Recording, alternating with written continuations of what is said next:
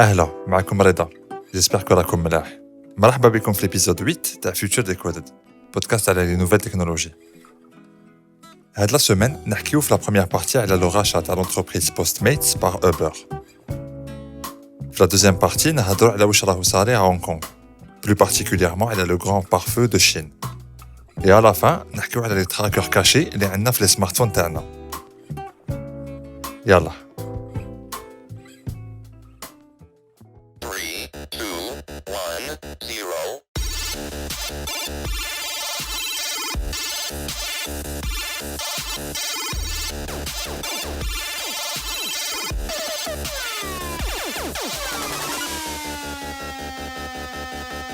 You win. La société américaine Uber annonçait en début de semaine le rachat à l'entreprise de livraison Postmates à plus de 2,6 milliards de dollars.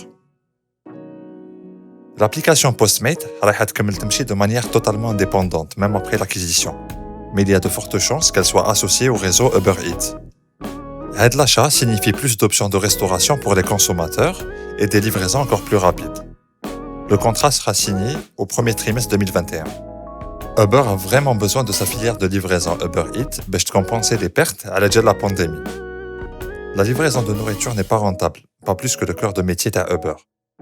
Mais avec l'augmentation des cas aux États-Unis, les pertes à l'entreprise pourraient continuer à augmenter.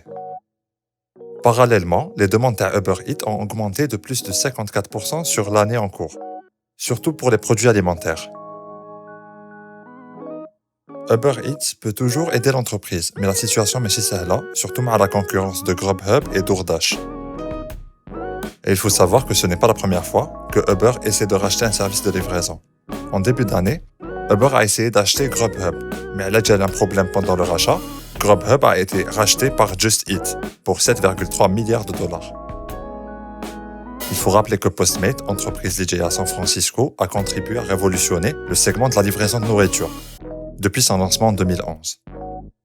La société avait même prévu de rentrer en bourse en octobre, mais tout a été retardé.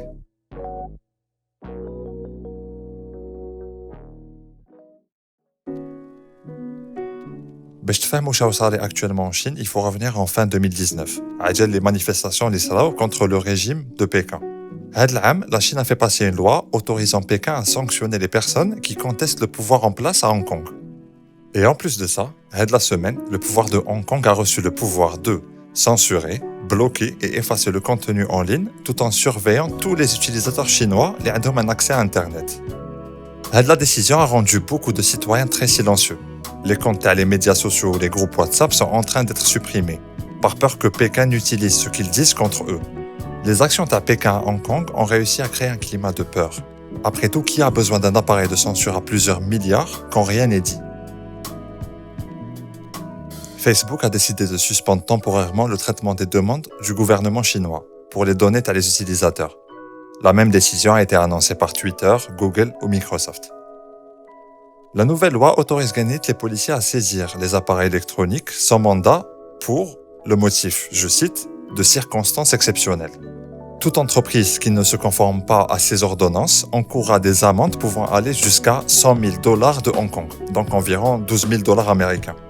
Il faut rappeler que la Chine a dépensé des décennies et des milliards de dollars pour construire l'appareil de censure l'Iaitolo, le grand pare-feu de Chine, en référence à la grande muraille de Chine, et qui garde les citoyens dans l'ignorance la plus totale par rapport au Shaosari à l'extérieur du pays. Puisqu'il n'y a aucun moyen de savoir qui est suivi ou quel contenu sera puni, il y a de fortes chances que tout le monde arrête de publier tout ce qui pourrait être considéré comme étant critique envers le gouvernement à Pékin.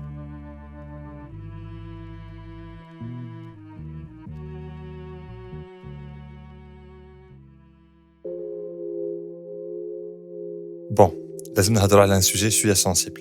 راح نسيو نفهموا كيفاش les trackers cachés في les applications اللي نستعملوهم كل يوم sont une source infinie de données à notre sujet. Et dans une grande partie de ces données تتبعت à des entreprises اللي jamais ما سمعنا بهم.